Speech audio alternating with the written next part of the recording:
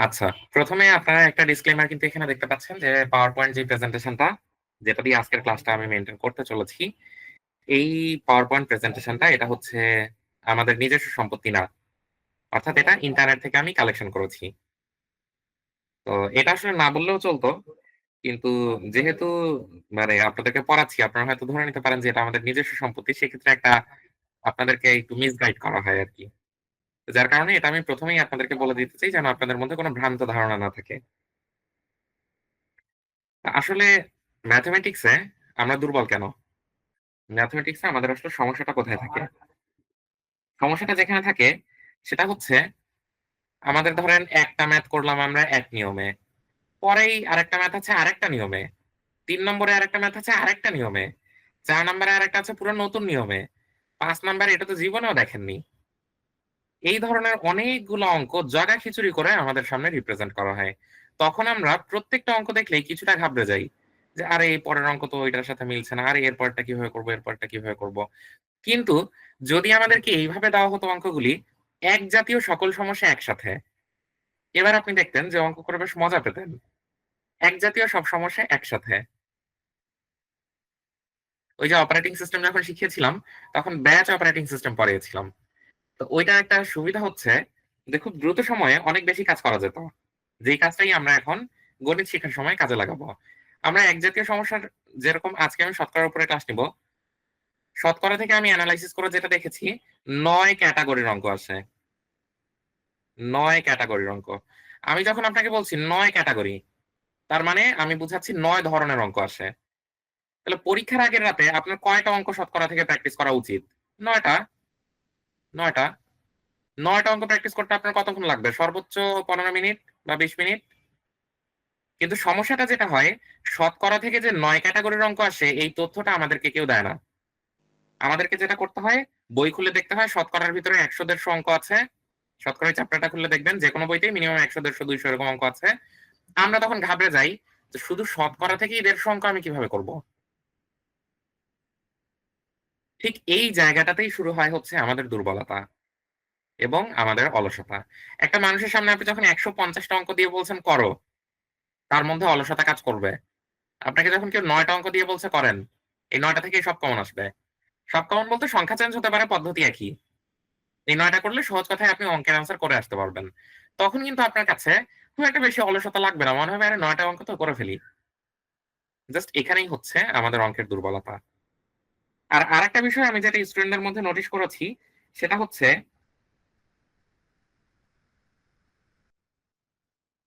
১ minute একটু। আরেকটা বিষয় আমি স্টুডেন্টদের মধ্যে যেটা লক্ষ্য করেছি সেটা হচ্ছে যে স্টুডেন্টরা ধরেন দীর্ঘদিন অঙ্ক প্র্যাকটিস করে না। এরপর একদিন যেদিন অঙ্কের বইটা খুলে নিয়ে বসে, মনে হয় একদিনে গোটা বইতে যত অঙ্ক আছে সব করে সাফা করে দিব। ওই একদিন খুব মনোযোগের সাথে অঙ্ক করে, অনেকগুলো অঙ্ক করে। অনেকগুলো অঙ্ক করে ফেলে আবার ১ মাস ১.৫ মাস কোন খবর নাই। তো এই ক্যাটেগরি আমি অনেকের ভিতরেই খেয়াল করেছি। এই ধরনের কিছু স্টুডেন্ট আছে। তো এদেরও কিন্তু অঙ্কে যথেষ্ট পরিমাণে দুর্বলতা কাজ করে। তাহলে অঙ্ক আমরা যেটা করব প্রতিদিন বেশি অঙ্ক করব না। প্রতিদিন খুব স্বল্প পরিমাণে অঙ্ক করব। ৯ টা অঙ্ক করলে যদি গোটা শতকরা শেষ হয়ে যায়, ঠিক এরকমই দেখবেন লাভ ক্ষতি বা প্রত্যেকটা অধ্যায় থেকেই খুব একটা বেশি অঙ্ক থাকবে না। এবং কিভাবে মাত্র ৯ টা অঙ্ক দিয়ে গোটা শতকরা শেষ হয়ে যাবে সেটা আমি আজকের ক্লাসে আপনাদেরকে দেখাবো। আজকের ক্লাসে বেশি না মাত্র ৩ টা অঙ্ক করাবো। অর্থাৎ শতকরার ৩ ভাগের ১ ভাগ। ৩ টা বলতে কিন্তু ৩ পিস সেটা বুঝাইনি। ৩ ক্যাটেগরির অঙ্ক করাবো। ৯ ক্যাটেগরির অঙ্ক করলে শতকরা শেষ হয়ে যায়। ৩ ক্যাটেগরির অঙ্ক করাবো। অর্থাৎ ৩ ধরনের অঙ্ক আজকে আপনারা দেখবেন।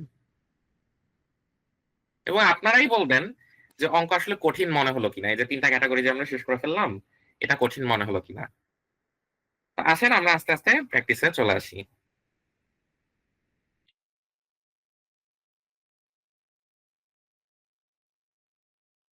১ম ধরন, আমরা ১ নম্বর টাইপে আসছি।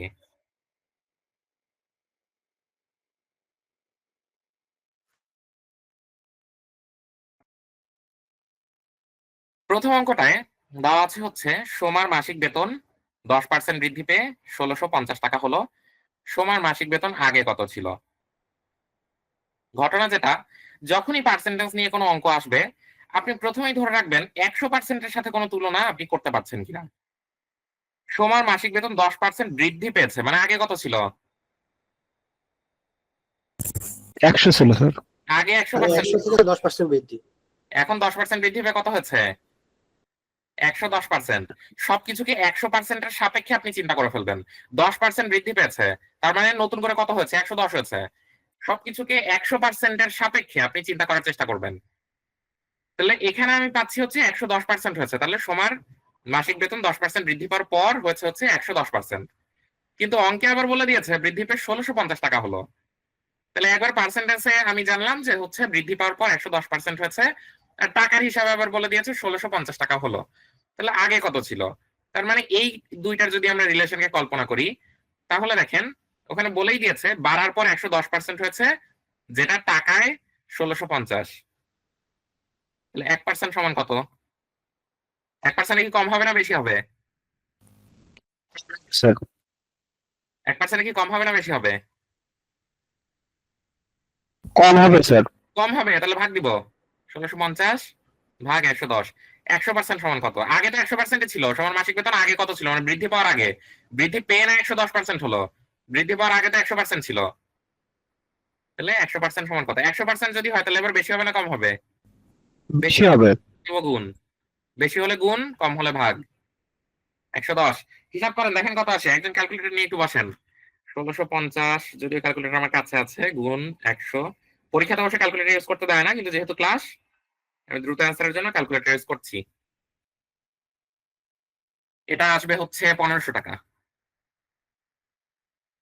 শেষ। শতকরার এই ফার্স্ট ক্যাটাগরিতে যে ম্যাথগুলো আপনারা পাবেন সবকিছুকে 100-র সাপেক্ষে আপনারা কল্পনা করার চেষ্টা করবেন যে 100-র সাপেক্ষে এটা কত। 100-র সাপেক্ষে যদি হিসাবটা বের করতে পারেন তাহলেই আপনারা বুঝে যাবেন। অনেকের হয়তো বুঝতে কষ্ট হচ্ছে, আমি আরেকটা অঙ্কে আসছি। সোমার মাসিক বেতন 12,000 টাকা। 1 বছর পর তার বেতন 11% বৃদ্ধি পেল। আচ্ছা, এখান থেকে আপনি 100%-এর সাথে একটা তুলনা করে ফেলেন। আগে ছিল হচ্ছে 100%, বৃদ্ধি পাওয়ার পর কত হয়েছে? 111। 111%। এখানে আবার বলেছে সোমার মাসিক বেতন 12,000 টাকা, 1 বছর পর সেটা হয়েছে 111%। তার মানে 12,000 টাকা, এটা কি 111%-এর কথা বলেছে নাকি 100%-এর কথা বলেছে? ওটা বৃদ্ধি পাওয়ার আগে। বৃদ্ধি পাওয়ার আগে এটা, হ্যাঁ। হ্যাঁ, বৃদ্ধি পাওয়ার আগে, তার মানে এটা 100%-এর কথা বলেছে,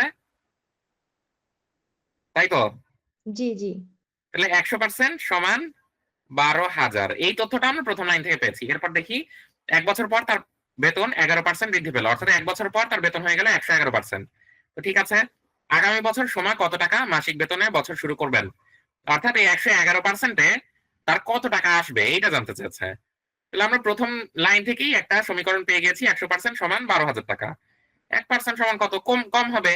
100%-এ যদি এটা হয় 1% তো কম হবে। তাহলে 12,000 ভাগ 100। এবার 111%-এ কত? 111%-এ বেশি হবে। 1%-এ যা ছিল 111%-এ বেশি হবে, গুণ। দেখেন ওই একই পদ্ধতিতে কিন্তু আমরা সলভ করে ফেললাম। এটা হচ্ছে 1 নম্বর ক্যাটাগরি। আমরা আরো কয়েকটা অঙ্ক করব, টেনশনের কোনো কারণ নাই। কিন্তু পরীক্ষার আগের দিন আপনি এই জাতীয় একটা অঙ্ক দেখে গেলেই আপনার হয়ে যাবে। জাস্ট 9টা অঙ্ক, আমি তো বলছি শতকরা থেকে জাস্ট 9টা অঙ্ক আপনি পরীক্ষার আগের রাতে দেখে যাবেন। তা আমরা প্রথম অঙ্কে আছি, এখনো কিন্তু স্টিল আমরা প্রথম অঙ্কে আছি, প্রথম ক্যাটাগরির অঙ্কে আর কি। তো এইটা আমি ক্যালকুলেটরে যেটা দেখতে পাচ্ছি এটা আসবে হচ্ছে 13,320। শেষ। হিসাব সহজ। কারো কাছে যদি কঠিন লাগে আমরা তাহলে পরের টপিকটায় আসি। কোন বছরে একটা গ্রামের জনসংখ্যা 12% বাড়ে? কোন গ্রামে কোন বছরে একটা গ্রামের লোক সংখ্যা 12% বাড়ে? 100%-এর সাপেক্ষে এটার তুলনা করে ফেলেন। যে কোনো সময়ে, মানে শতকরার যে কোনো অঙ্কে আপনি 100%-এর সাথে একটা তুলনা করে ফেলবেন। কোন বছরে একটা গ্রামের লোক সংখ্যা 12% বাড়ে, তার মানে কি কোন বছরে একটা গ্রামের লোক সংখ্যা হয় 112%। ঘটনা এটাই। বছরের শেষে লোক সংখ্যা 3,360 হলে বছরের শুরুতে লোক সংখ্যা কত ছিল? একটা বছরের শেষে লোক সংখ্যা 12% বাড়ে, মানে বছরের শেষে লোক সংখ্যা হয় হচ্ছে 112%। এখানে আবার বলেছে বছরের শেষে লোক সংখ্যা 3,360, মানে 112% সমান 3,360। বছরের শুরুতে অর্থাৎ যখন বেড়েছিল না, যখন বেড়েছিল না তখন কত পার্সেন্ট ছিল? 100% ছিল। বেড়ে না 112% হয়েছে, বাড়ার আগে তো 100% ছিল। বছরের শুরুতে লোক সংখ্যা কত ছিল? তা আসেন, আমরা তো সমীকরণ পেয়ে গেছি, এবার হিসাব করেন। 1% সমান, যেহেতু কম হবে, ভাগ 100% সমান, যেহেতু বেশি হবে, গুণ। এই লাইনেই করে ফেললাম। এটা ক্যালকুলেশন করেন, এটা ক্যালকুলেশন করলে আসবে হচ্ছে 3000। আমি কিন্তু ক্যালকুলেটরে করছি ক্যালকুলেশনটা, আপনাদের অবশ্যই ক্যালকুলেটরের সুযোগ থাকবে না, সেক্ষেত্রে আপনাদেরকে হাতে ক্যালকুলেশন করে নিতে হবে। ঘটনা শেষ। যাদের এখনো কঠিন লাগছে তাদের জন্য আমরা পরের টপিকে আসি। আমরা কিন্তু এখন 1 নম্বর অঙ্কের মধ্যেই আছি, মানে 1 নম্বর ক্যাটাগরির মধ্যে আর কি। তোমার মাসিক বেতন 9% বৃদ্ধি পাওয়ার ফলে তার মাসিক সঞ্চয় সমান হারে বৃদ্ধি পেয়ে 1853 টাকা হলো। সোমার মাসিক সঞ্চয় আগে কত ছিল? অর্থাৎ এই যে 9% যে বৃদ্ধি পেয়েছে, 100% এর সাপেক্ষে কল্পনা করেন। 9% বৃদ্ধি পেয়েছে, মানে এটা হচ্ছে 109%। আর এখানে আবার বলে দিচ্ছে টাকা বেড়ে 1853 টাকা হয়েছে, তার মানে 109% সমান 1853 বলেই তো দিয়েছে। এবার বের করেন 1% সমান কত, ভাগ হবে 1853 ভাগ 109। 100% সমান কত, গুণ নেন এর সাথে 100। এটার রেজাল্ট আসবে হচ্ছে 1700 টাকা। শেষ। এরপরের অঙ্কে আসি, দেখি এরপরে কি আছে। আমি আসলে যে গ্রাফিক্স প্যাডে কাজ করছি, এই গ্রাফিক্স প্যাডে একটু ঝামেলা হচ্ছে, মানে আমি তো পাওয়ার পয়েন্টে এর আগে কখনো ক্লাস নেইনি, এর আগে ক্লাস নিয়েছি পিডিএফ ওপেন করে। এটাকে অবশ্য পিডিএফ করে নিলেও হয়ে যেত। তো বেতন 30% বৃদ্ধি পাওয়ায় একজন লোক 1105 টাকা পায়। পূর্বে তার বেতন কত ছিল? 30% বৃদ্ধি 100% এর সাথে কল্পনা করে ফেলেন, তার মানে 130%। 130%, তাহলে 130% হওয়ায় কত টাকা হলো? 1105 টাকা হলো, তার মানে 130% সমান 1105 টাকা। 1% সমান কত? 100% সমান কত? গুণ দেন 100, এটা আসবে হচ্ছে 850 টাকা। শেষ। এই হিসাবটা কিন্তু ক্যালকুলেটরে করেছি, আবারও বলে দিলাম, এর কারণেই এত দ্রুত আমি লিখতে পারছি। তো ওইটা আপনাদের মৌখিক হিসাব করতে হবে, আবারও বলছি। এরপরের ম্যাথে আসেন। ডালের মূল্য 25% বৃদ্ধি পেলে পূর্বে যে ডালের কেজি প্রতি 72 টাকা ছিল, বর্তমানে ওই ডালের মূল্য প্রতি কেজি কত? ডালের মূল্য 25% বৃদ্ধি পেলে পূর্বে যে ডালের কেজি প্রতি 72 টাকা ছিল, আচ্ছা পূর্বে মানে যখন বেড়েছিল না তখন প্রতি কেজির দাম ছিল 72 টাকা, তাহলে যখন বেড়েছিল না বেড়ে হয়েছে হচ্ছে 125%। ডালের মূল্য 25% মানে 100 সাপেক্ষে কল্পনা করেন, বাড়ার পর বেড়ে যাওয়ার পর এটা হচ্ছে 125%, কিন্তু বেড়ে যাওয়ার আগে কত ছিল? 100%। 100% ছিল। তাহলে বেড়ে যাওয়ার আগে এখানে আবার বলেছে 72 টাকা ছিল, তার মানে 100% সমান 72 বোঝাচ্ছে পূর্বে যে ডালের কেজি প্রতি 72 টাকা ছিল, মানে পূর্বে বেড়ে যাওয়ার আগে, বৃদ্ধি পাওয়ার আগে এটা ছিল 72 টাকা। আর আমরা আবার বের করলাম যে বেড়ে যাওয়ার আগে অর্থাৎ বৃদ্ধি পাওয়ার আগে এটা ছিল 100%, বেড়ে যাওয়ার পর হবে হচ্ছে 125%। বর্তমানে মানে বেড়ে যাওয়ার পর অর্থাৎ এই 125%-এ ওই ডালের মূল্য কেজি প্রতি কত টাকা? তো 100% সমান যদি 72 হয়, নেন 1% সমান কত, কম হবে। 125% সমান কত, বেশি হবে।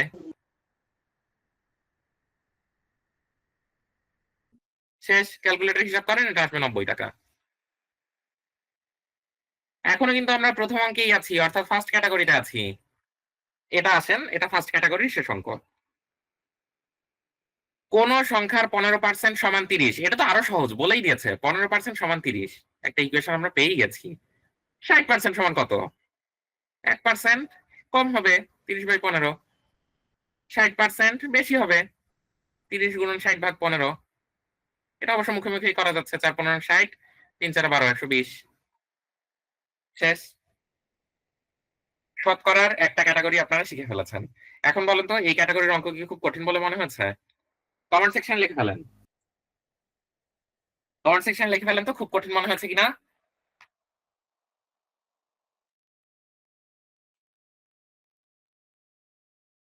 আচ্ছা, ইজি লাগছে, ইজি লাগছে, কঠিন মনে হচ্ছে না, ইজি লাগছে, ইজি মনে হলো। আচ্ছা, আসলে ম্যাথ জিনিসটা ইজি যদি সেটা সাজানো গোছানো হয়। কিন্তু সমস্যাটা হচ্ছে আমরা ম্যাথ কখনোই সাজানো গোছানো স্টাইলে কোথাও পাই না। কেউ আমাদেরকে দেয় না এই রিসোর্সটা। এটাই হচ্ছে সমস্যা। সবাই এলোমেলো করেই আমাদেরকে দেয়। একটার মধ্যে আরেকটা, আরেকটার মধ্যে আরেকটা এই স্টাইলে আমাদেরকে দেয়। যার কারণে আমরা অনেকটা খেই হারিয়ে ফেলি। তো আসেন দেখি আমরা তাহলে পরের ক্যাটাগরিতে যাই। এটা ছিল হচ্ছে টাইপ 1। এখন আমরা যাব হচ্ছে পরের ক্যাটাগরিতে। টাইপ 2। 2 নম্বর টাইপে আমরা কি কি অঙ্ক দেখি আসেন একটু করে ফেলি। একটা মহল্লায় জনসংখ্যার মধ্যে পুরুষের সংখ্যা 55%। ওই মহল্লায় পুরুষের সংখ্যা 1100 জন। ও এটা তো খুবই সহজ। এটা তো ইকুয়েশন তো দিয়েই দিয়েছে। পুরুষের সংখ্যা একবার বলেছে 55% আর একবার বলেছে 1100 জন, মানে 55% সমান 1100। ওই মহল্লার মোট জনসংখ্যা পুরুষ 55%, তার মানে মোট জনসংখ্যা কত পার্সেন্ট হবে? মোট জনসংখ্যা 100%। আচ্ছা, তাহলে 1% সমান কত? 1% সমান কম হবে, 1100 ভাগ 55। 100% সমান আবার বেশি হবে, এর সাথে গুণ দিবেন 100। এখন অঙ্কটা যদি একটু পেঁচায়, অর্থাৎ ওই মহল্লায় মোট জনসংখ্যা না আছে, পুরুষের সংখ্যা 55%, ওই মহল্লায় পুরুষের সংখ্যা 1100 জন, ওই মহল্লায় নারীর সংখ্যা কত? এটা কি পারবেন না? স্যার 45% বের করতে হবে। তাহলে 100% না বের করে 45% বের করতাম। সহজ। এখন আসেন পরের অঙ্কে যাই। এক ব্যক্তি তার আয়ের 5% আয়কর দেন। তিনি 600 টাকা আয়কর দিলে তার মোট আয় কত? এটা তো আরো সহজ। 5% আয়কর দিচ্ছে এবং বলেছে হচ্ছে 600 টাকা।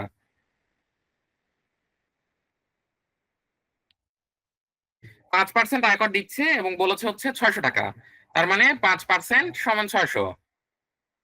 1% সমান কত? দেখেন ওই আগের মতো নিয়মেই হয়ে যাচ্ছে আর কি। 100% সমান কত? শেষ, এর সাথে গুণ দিবেন 100। 5 20, 6 দুগুণে 12, 3টা 0। এই তো শেষ। আসেন পরের ম্যাথে আসি। প্রতি বছর কোন শহরের লোক সংখ্যা 7% জন্মগ্রহণ করে এবং 3% মারা যায়। এক বছরে শহরের 400 জন লোক বৃদ্ধি পেলে ওই শহরের লোক সংখ্যা কত? আচ্ছা, পার্সেন্টের হিসাবে বৃদ্ধি পাচ্ছে কত পার্সেন্ট? লোক সংখ্যা 7%। 4%। 4%। হ্যাঁ, 7% জন্মাচ্ছে, 3% মারা যাচ্ছে, মানে বৃদ্ধি পাচ্ছে। বৃদ্ধি পাচ্ছে 7 - 3 সমান 4%। আর এখানে বলেছে শহরে 400 জন লোক বৃদ্ধি পায়, তার মানে 4% সমান 400। 4% বৃদ্ধি পায়, আর এখানে আবার বলেছে 400 জন বৃদ্ধি পায়, তার মানে 4% সমান 400। এবার আসেন ওই শহরের মোট লোক সংখ্যা কত? মোট লোক সংখ্যা 100%। মোট যখন বলে তখন 100%। 1% সমান 400 ভাগ 4, 100%। গুণ দেন, যেহেতু 100 বেশি হবে, 1-এর চেয়ে 100 বেশি হবে, গুণ দেন। 4 100, 1 4টা 0। শেষ। সহজই সব। এরপর আসেন পরের ম্যাথে আসি।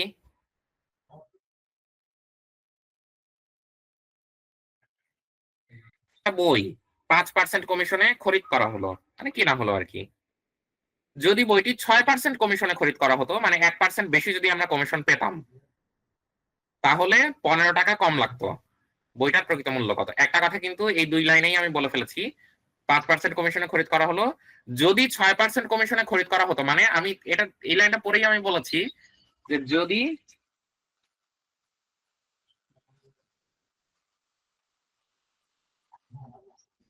আচ্ছা 1 মিনিট আপনারা একটু অপেক্ষা করেন, আমার একটা ফোন এসেছে।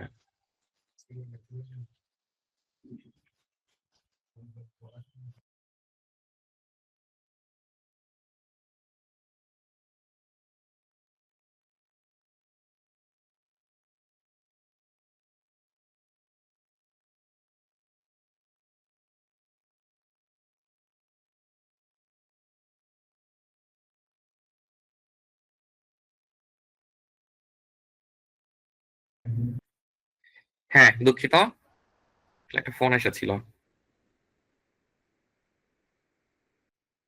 হ্যাঁ, 5% কমিশনে খরিদ করা হলো এবং 6% কমিশনে, অর্থাৎ 1% যদি কমিশন বেশি পেতাম, তাহলে আমার খরচ 15 টাকা কম পড়তো। তার মানে 1% সমান 15, 1% যদি কমিশন আমাকে বেশি দিত, তার মানে টাকার হিসাবে আমি 15 টাকা কম পেতাম, তার মানে 1% সমান 15। এখন দেখি বইটার প্রকৃত মূল্য কত। প্রকৃত মূল্য 100%। 1% সমান যদি 15 হয়, 100% সমান কত? 100% কি বেশি হবে না কম হবে? 1% 15 হলে 100% বেশি হবে না কম হবে? বেশি হবে। বেশি হবে। মান গুণ।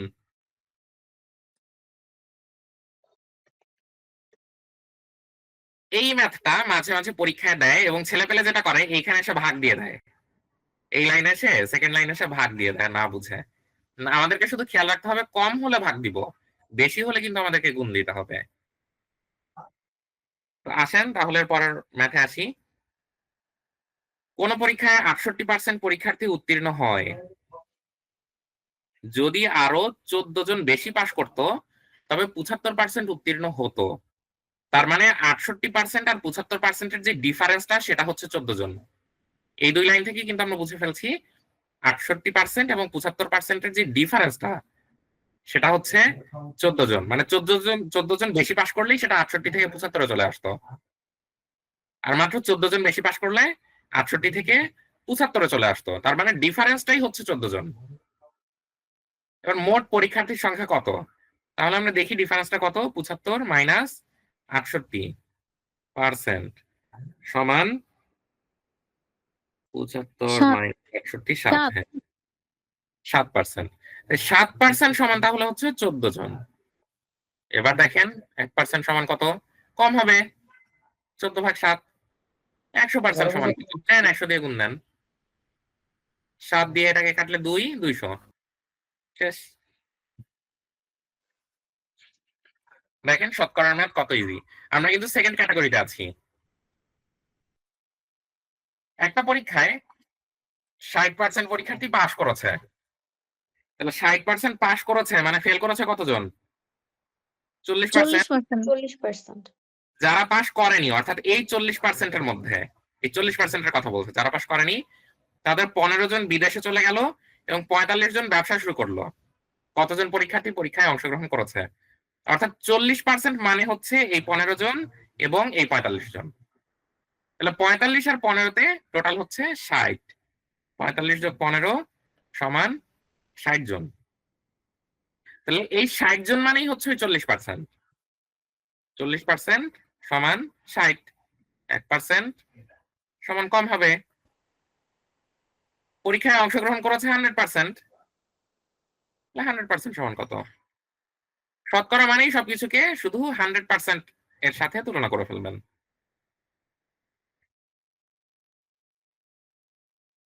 এবার এটাকে যদি আমরা কাটাকাটি করি তাহলে আসবে হচ্ছে 150।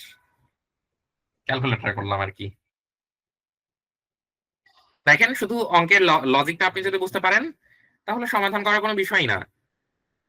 এবং ইন্টারেস্টিং বিষয় হচ্ছে এই ধরনের অঙ্কগুলি ওই যে এক একজন এক এক নিয়মে করায়। এক একজন এক এক নিয়মে বলতে কি আগেরটাই এক নিয়মে পরেরটাই আরেক নিয়মে এভাবে শেখানো হয়, যার কারণে আমাদের ব্রেন ওইটা নিতে পারে না। কিন্তু যখন প্রত্যেকটাই আপনি সেম ক্যাটাগরিতে শিখছেন তখন আপনার ব্রেন এটা নিতে পারবে। যে কোনো অঙ্ক আসলেই আমরা কিন্তু সেম ক্যাটাগরিতে ফেলে দিচ্ছি। তো দেখেন পরের অঙ্কটা, এক আম বিক্রেতা তার নিকট যে আম ছিল তার 40% বিক্রয় করার পর দেখলো এখনো 120 কেজি আম আছে। 40% অলরেডি বিক্রি করে দিয়েছে, মানে বাকি আছে কয় পার্সেন্ট তার কাছে? 60%। 40% যদি বিক্রি করে দেয় তার কাছে বাকি থাকে 60%, আর সে বলেছে যে তার কাছে 120 কেজি আম আছে। তার মানে 60% সমান হচ্ছে 120 কেজি। তার নিকট প্রথমে কত কেজি আম ছিল? প্রথমে তো অবশ্যই 100% ছিল। তো এখন আমরা দেখি 60% সমান 120। 1%, 120/60, 100%, 120 গুণন 100/60, 60 2 200 শেষ। প্রথমে তার কাছে 200 কেজি আম ছিল। দেখেন পরের ম্যাথে আসি। একটি নির্বাচনে দুইজন প্রার্থী জামান ও নোমান প্রতিদ্বন্দ্বিতা করলো। জামান নির্বাচনে প্রদত্ত ভোটের 40% ভোট পেল, তার মানে নোমান কত পার্সেন্ট পেয়েছে? 60%। একজন যদি 40% পায় আর একজন কত পাবে? 60% পাবে। নোমান জামানের চেয়ে 298 ভোট বেশি পেয়ে নির্বাচনে জয়লাভ করলো। এই দুইজনের ভোটের পার্থক্যটা আসলে কত? একজন পেয়েছে 60% আর একজন পেয়েছে 40%, মানে পার্থক্য আসলে এখানে 20%। 20%। আর এখানে আবার বলেছে একজনের চেয়ে আরেকজনের ভোট বেশি হয়েছে 298টা, তার মানে 20% সমান 298। 1% সমান কত? কমবে। 100% সমান কত? বাড়বে।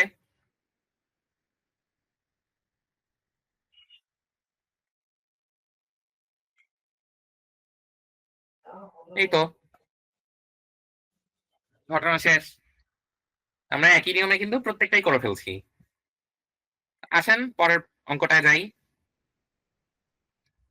রফিক কেয়াকে তার মোট টাকার 30% দিয়ে দেখে যে তার নিকট আরো 350 টাকা আছে।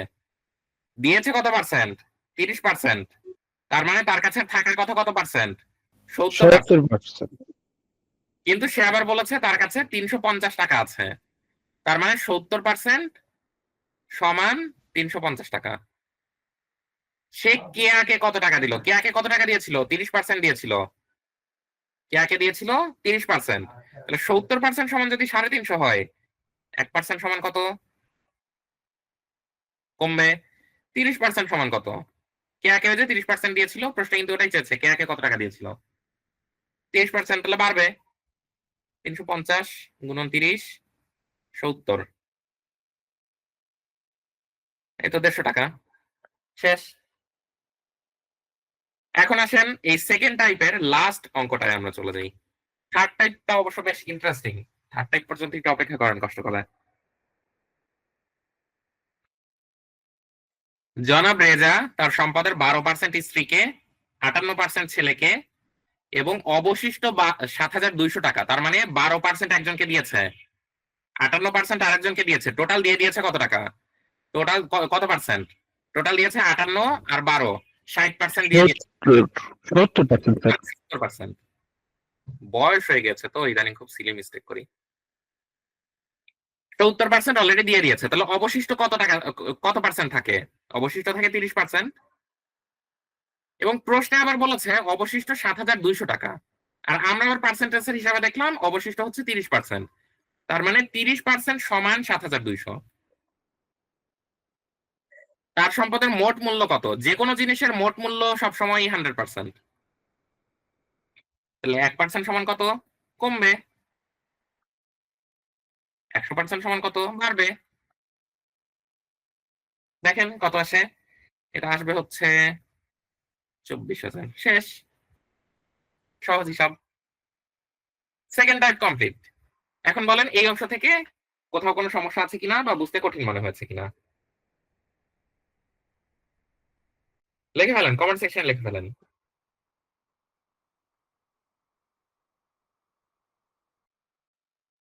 কমেন্ট সেকশনে লিখে ফেলেন যে বুঝতে কোথাও সমস্যা বা কঠিন মনে হয়েছে কিনা আর কি। বুঝতে পেরেছি। আপনারা হচ্ছে মিউট রাখেন, অপ্রয়োজনে সাউন্ড যেন না আসে। আগের নিয়মের মতো, হ্যাঁ আগের নিয়মের মতো আমরা সব সিমিলার নিয়মে শেষ করে দিব ইনশাআল্লাহ। সব তো এক মনে হচ্ছে, হ্যাঁ সব তো একই। আমরা সবাই এক করবার জন্যই না এত কাহিনী করেছি, সবাই এক করবার জন্যই না এক ক্যাটাগরির অঙ্ক একসাথে রেখেছি। সব যদি আলাদা আলাদাই করবো তাহলে তো হতোই, তাহলে তো যে কোনো বই খুললেই আপনি পাবেন। আমরা সিমিলার ওয়েতে সব সমাধান করবার জন্যই এগুলিকে, এক জাতীয় অঙ্কগুলিকে একসাথে রেখেছি। তো সেকেন্ড টাইপে আশা করছি আর কারো কোনো সমস্যা নাই। এখন আসেন টাইপ 3। টাইপ 3 এর অঙ্ক আপনি দেখা মাত্রই সলভ করে ফেলতে পারেন, এবং টাইপ 3 এর এই অঙ্কগুলি সচরাচর রিটেনে খুব একটা আসে না। তো যেহেতু রিটেনে এই টাইপের অঙ্কগুলি খুব একটা আসে না, আমরা শর্টকাটটাই দেখব। আবার কেউ যদি বিস্তারিত করতে চান তারা বিস্তারিত চাইলে করতে পারেন, সেটাও আমি দু একটা অঙ্ক করে দেখিয়ে দিব বিস্তারিতটা কিভাবে করে। কিন্তু যেহেতু রিটেনে আসে না, আমরা শর্টকাটটাই মূলত দেখব। থার্ড টাইপের অঙ্কে এই বিষয়গুলি সচরাচর উঠে আসে যে একটা মূল্য যদি বৃদ্ধি পায় তাহলে কতটুকু কমালে ব্যয় বৃদ্ধি পাবে না, মূল্য যদি বাড়ে কতটুকু কমালে ব্যয় বৃদ্ধি পাবে না, মানে একটা বাড়বে ওই সাপেক্ষে আর একটা কমে আসবে। এই রিলেটেড অঙ্কগুলি আমরা 3 নম্বর টাইপে দেখতে চলেছি। তো এই ম্যাথমেটিক্স গুলি আপনি কিভাবে সমাধান করবেন? আপনি যেটা সমাধান করবেন, দেখবেন কি চেয়েছে, ব্যয় বৃদ্ধি পাবে না, অর্থাৎ ব্যয় কমবে, কমা চেয়েছে। যদি কমা চায়, যদি কমা চায়, তাহলে যেটা করবেন 100x 100 প্লাস এক্স। যদি বৃদ্ধি চায় 100x, উপরেরটা ঠিকই থাকে, 100 মাইনাস এক্স।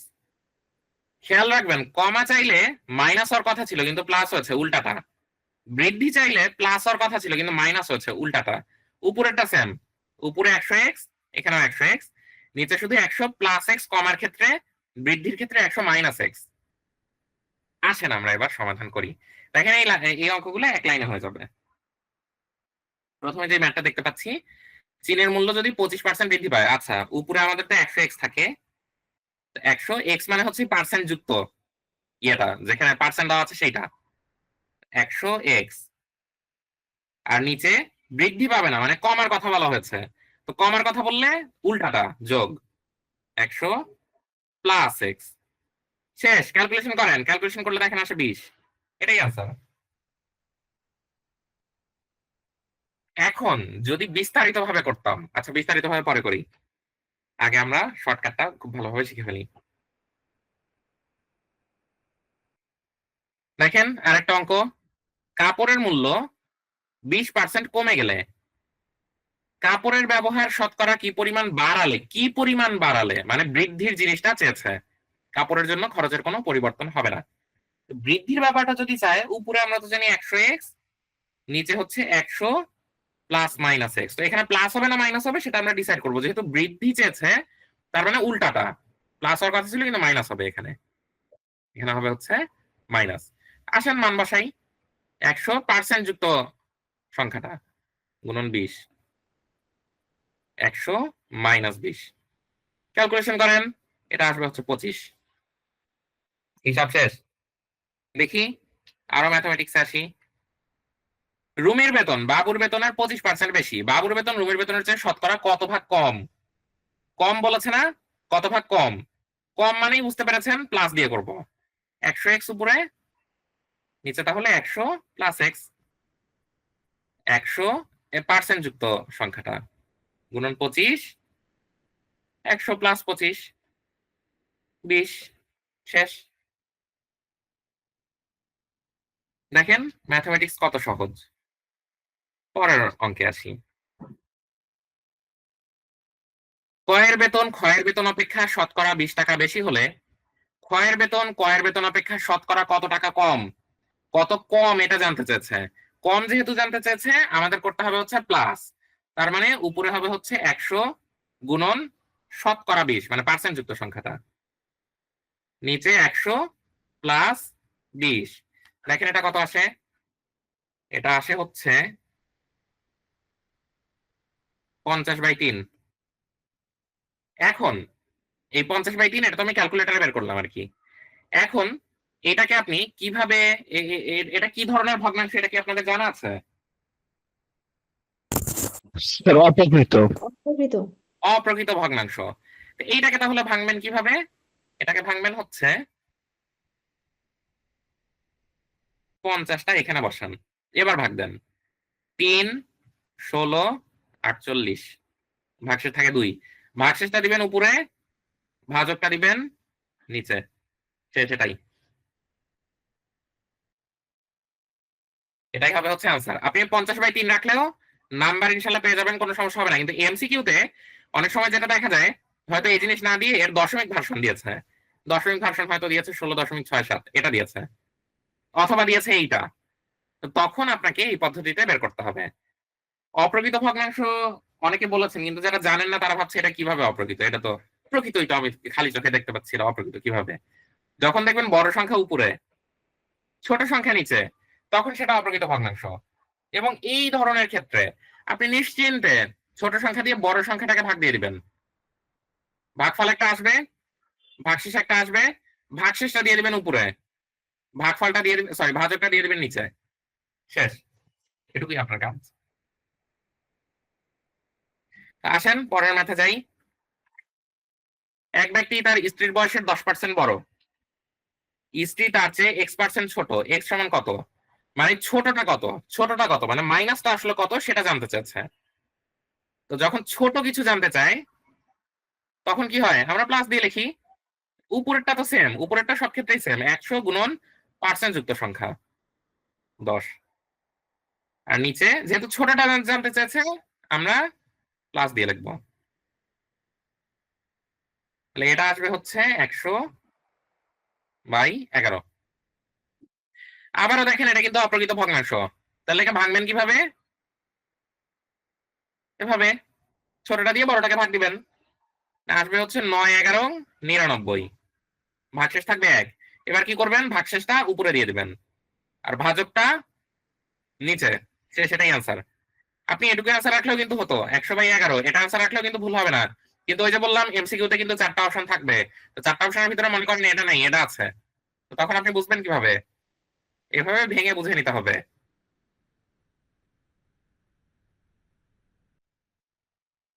আর রিটেনে আপনার না ভাঙলেও আপনি মার্ক পেয়ে যাবেন ইনশাল্লাহ। চালের দাম 25% কমে গেল, একই খরচে চাল কেনার শতকরা কি পরিমাণ বৃদ্ধি করা যাবে, বৃদ্ধির কথা বলেছে, তার মানে মাইনাস দিয়ে করব, উপরে 100 গুণন পার্সেন্ট যুক্ত সংখ্যা, নিচে 100 মাইনাস ওই সংখ্যা, এটা আসবে হচ্ছে 100/3। আবারও দেখেন এটা কিন্তু অপ্রকৃত ভগ্নাংশ হয়ে গেছে, দেন ভাগ 3 তিরিকে 9, 1 0, 3 তিরিকে 9 1, তাহলে ভাগশেষ যাবে উপরে, ভাজক আসবে নিচে, এই তো এটা অ্যান্সার। 100/3 রাখলেও অ্যান্সার, কোনো সমস্যা নাই, হিসাব শেষ, সহজ। এখন দেখেন দেখেন প্রত্যেকটা অঙ্ক কিন্তু আমরা একই নিয়মে করে ফেলছি। যদি ডালের মূল্য, এটা আসলে প্রশ্নে যেভাবে আমি পেয়েছিলাম সেটা ছিল হচ্ছে 12/1/2, না আমি এখানে লিখতে পারছিলাম না, যার কারণে আমি এভাবে লিখেছি 12/1/2%, এটা আসলে ছিল প্রশ্নে। যদি ডালের মূল্য 12/1/2% বৃদ্ধি পায় তবে ডালের ব্যবহার শতকরা কত কমালে ডাল বাবদ কোনো খরচ বৃদ্ধি পাবে না, বৃদ্ধি পাবে না, বৃদ্ধি পাবে না মানে কি, কমবে।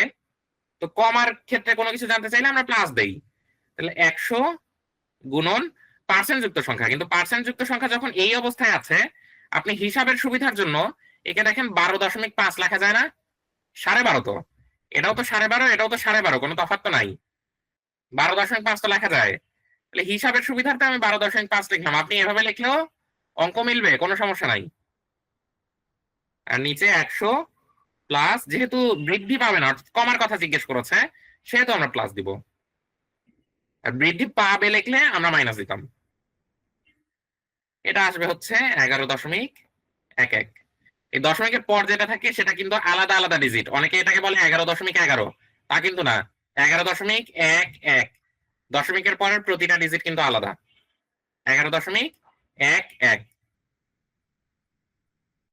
এখন দেখেন এই অঙ্কগুলিকে আমরা বিস্তারিত ভাবে কিভাবে করতে পারি, এটা তো দেখলাম শর্টকাট, দেখা মাত্র অ্যান্সার করে দিবেন, যেহেতু রিটেনে আসে না কাজে বিস্তারিত খুব একটা প্রয়োজন নাই, তারপরেও যদি কেউ শিখার জন্য শিখে রাখতে চান তাহলে দেখেন আমরা এই শেষের অঙ্কটাই এটাকেই একটু বিস্তারিত ভাবে করি। একই নিয়ম দিয়ে প্রত্যেকটা করে ফেলবেন, একটা বিস্তারিত ভাবে দেখিয়ে দিচ্ছি, বাকিগুলো আপনাদের হোমওয়ার্ক দিয়ে দিব আর কি।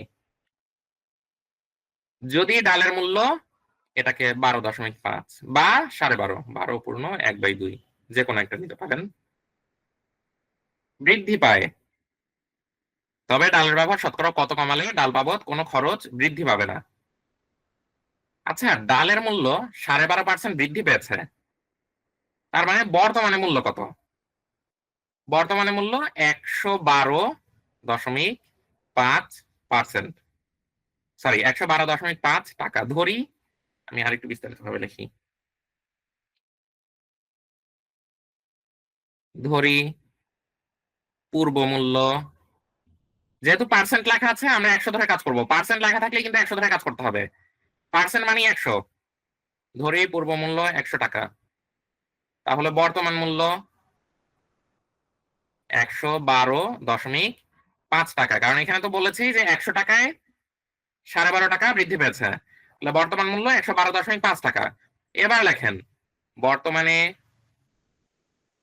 112.5 হলে পূর্বে ছিল 100 টাকা, বর্তমানে 1 হলে পূর্বে ছিল 100 ভাগ 112.5 টাকা, বর্তমানে 100 হলে পূর্বে ছিল 100 গুণ 100 112.5 সমান এটা আসে হচ্ছে 88.89 টাকা। এখন তাহলে ব্যবহার কমাতে হবে কতটুকু? ব্যবহার কমাতে হবে 100-র সাথে যতটুকু ডিফারেন্স ততটুকু। তাহলে ব্যবহার কমাতে হবে হবে 100 মাইনাস 88.89 11.11 টাকা। শেষ। এই একই পদ্ধতিতে প্রত্যেকটা অঙ্ক করে ফেলবেন, same design, same pattern, same সবকিছু। তবে এই ক্যাটাগরির অঙ্ক যেহেতু রিটেনে আসে না, আমি আবারও বলছি এই ক্যাটাগরির অঙ্ক যেহেতু রিটেনে আসে না, আপনারা শর্টকাটটা খুব ভালোভাবে মনে রাখবেন। উপরে 100x, নিচে 100 প্লাস মাইনাস x, বৃদ্ধি পেলে মাইনাস, কমে গেলে প্লাস। এটা হচ্ছে শর্টকাট।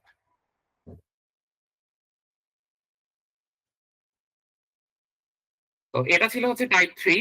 এখন একটু কমেন্ট সেকশনে লিখে ফেলেন যে এইখানে কোনো কিছু কঠিন মনে হয়েছে কিনা।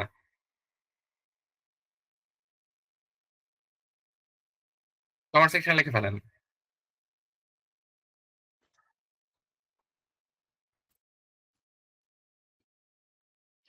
হ্যাঁ, ইজি। পরিতোষ চন্দ্র ভাই লিখেছে না। আরিশা রহমান লিখেছে ইজি ছিল। সাব্বির নূর ভাই লিখেছে ভালো ছিল। সূত্রটা দিয়ে ইজি। হ্যাঁ, সূত্রটা দিয়ে তো ইজি হবেই। সূত্র দিয়ে ইজি লাগবে জন্যই আগে সূত্র দেখিয়েছি। এবং রিটেনে যদি আসার মতো হতো তাহলে ব্যাখ্যা করেই বুঝাতাম শুরু থেকেই। এই কোয়ালিটি অঙ্ক রিটেনে আসবে না জন্যই এটা সূত্র দিয়ে আপনারা করবেন। রহমান দীপ্ত ভাই লিখেছে ইজি। শামসুল হক ভাই লিখেছে ইজি। তপন চৌধুরী রয় ভাই লিখেছে ইজি। আচ্ছা, তার মানে যেটা বুঝছি মোটামুটি আপনারা অনেকটাই হয়তো বুঝতে পেরেছেন। শতকরার 3 ভাগের 1 ভাগ আমরা কমপ্লিট করে ফেলেছি। অর্থাৎ শতকরা থেকে আমাদের 9টা অঙ্ক করার কথা। না, এই স্লাইডটা দিয়ে দিব, পিডিএফ না দিয়ে আপনাদেরকে স্লাইডটা দিয়ে দিব। স্লাইডের নিচে যে প্রত্যেকটা অঙ্কের নিচে জায়গা আছে, এখানে আপনারা চাইলে প্রিন্ট করে করতে পারবেন সমাধান।